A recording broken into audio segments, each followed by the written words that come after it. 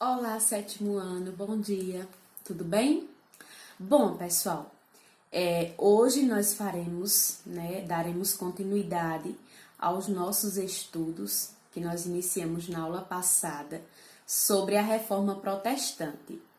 Nós estudamos que um monge da época, conhecido como Martinho Lutero, estava reivindicando mudanças na questão da estrutura da Igreja Católica, da religião católica, que era a religião permanente e dominante na época. E aí ele condenou e denunciou algumas práticas, né? A que ficou mais conhecida foi a questão da venda de indulgências pela Igreja Católica. Então, Martinho Lutero, ele protestou, né? Ainda teve a proposta para ele acabar com essa questão desses protestos, mas aí ele não concordou. Ele foi excomungado, ou seja, expulso da Igreja Católica. E aí, a partir desse momento, ele formou um novo movimento, né, conhecido como Movimento Protestante, que logo depois deu origem a várias religiões, né, que são conhecidas hoje como religião protestantes, justamente por esse fato de ter surgido a partir de um protesto, né, contra a Igreja Católica. E aí, para vocês entenderem melhor, hoje nós faremos análise da seção Olho Vivo, né, no qual destacará as diferenças entre a religião católica e as religiões protestantes. Então, para você acompanhar e entender bem, eu quero que você pegue o seu caderno 2, tá certo? E abra nas páginas 20, olha só, página 20 e página 21.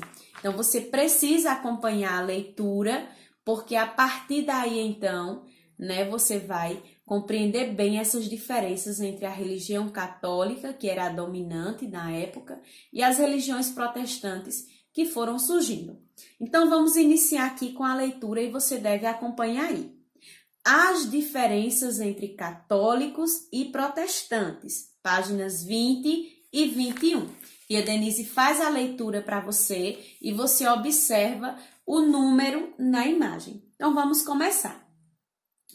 Comparando ao padre católico, né? O padre católico é o do número 7. O pastor luterano traja roupas mais simples. Seu púlpito, ou seja, esse local que ele fica, também é mais sobrio, sem decoração alguma. Esses detalhes valorizam a simplicidade, a piedade e a força da fala do pastor. Então, a imagem que nós estamos analisando agora é essa primeira, e está representando um pastor, tá certo? Já da religião luterana, né, que já faz parte de religiões protestantes. Vamos para o 2. Para os protestantes, a autoridade dos ensinamentos não estavam naquele que os proferia, ou seja, que pregava, mas nos textos sagrados. Assim, enquanto o padre católico prega os ensinamentos com largos gestos, note a posição de suas mãos e sem Bíblia por perto, o pastor transmite-os com base na leitura da Bíblia que ele folheia.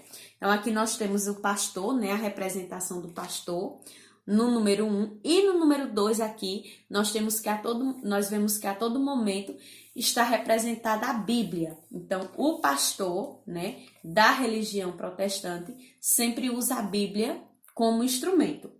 3.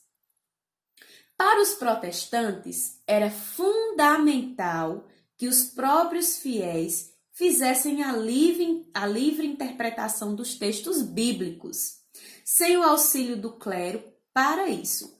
Daí a importância de traduzir a Bíblia do latim para o alemão. Então, como nós já vimos, a Igreja Católica, né, ela tinha forte influência. E geralmente apenas quem tinha o acesso à Bíblia eram aquelas pessoas que estudavam teologia, porque a Bíblia era toda escrita em latim. Mas nós vimos que Martinho Lutero, ele defendeu que a Bíblia também fosse escrita em outra língua, principalmente o alemão, que era para as pessoas poderem ter acesso a esse conteúdo, poder fazer também a leitura desses ensinamentos que estavam contidos na Bíblia. Número 4.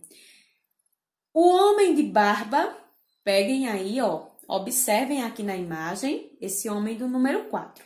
O homem de barba, sentado e apoiado a cabeça na mão, parece refletir sobre os ensinamentos.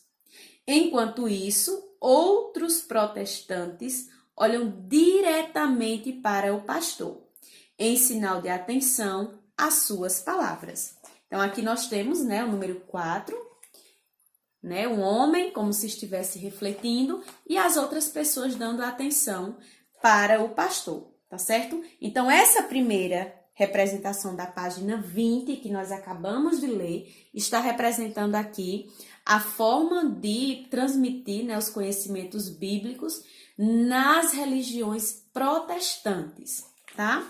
5. A coluna central divide a imagem ao meio. À esquerda, nessa que nós analisamos agora, estão os protestantes. À direita, que é a que nós vamos analisar a partir de agora, os católicos. Essa divisão permite comparar os dois sacerdotes e os púlpitos dos quais eles pronunciam seus sermões.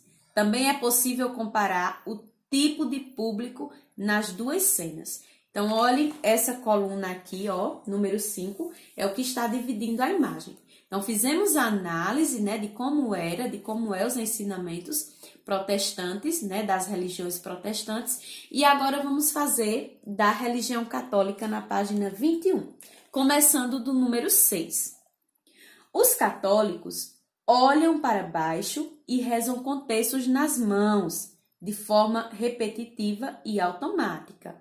Então, aqui nós já temos uma diferença, né? Os católicos, na época aqui, estavam usando o texto já como um instrumento. 7. Ao representar um padre com uma barriga grande, como a gente vê aqui, ó, no número 7, tá bom? O artista critica o apego do clero católico aos valores mundanos, que dizia condenar. Um deles era a gula, considerada pecado pela Igreja Católica. Então, nesse número 7 aqui, né, nós temos uma crítica com relação aos padres da época, certo? Da Igreja Católica. Vamos agora para o nosso número 8. O número 8, nós temos ele em duas representações, como você pode ver bem aí na sua imagem. Vamos fazer a leitura.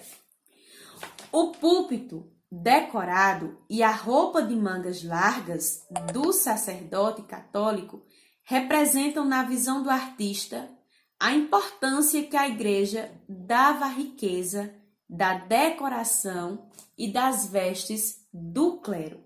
Tá certo, pessoal? Então, ó, analisem bem, tá? Primeira página representando religiões protestantes e a segunda representando a religião católica. Após essa análise da seção Olho Vivo, eu quero que vocês respondam aí para mim a página 27, a primeira questão e a segunda do teste Seus Conhecimentos. Então, você não vai fazer a 8ª na página 27, você vai fazer apenas o teste Seus Conhecimentos, tá certo? E a Denise vai deixar tudo bem direitinho na plataforma para vocês. Qualquer dúvida, analisem novamente a seção Olho Vivo, tá bom? Então, essa foi a nossa análise, essa foi a nossa aula de história de hoje. Espero que tenham gostado. Um abraço e até a nossa próxima aula de história, se Deus quiser.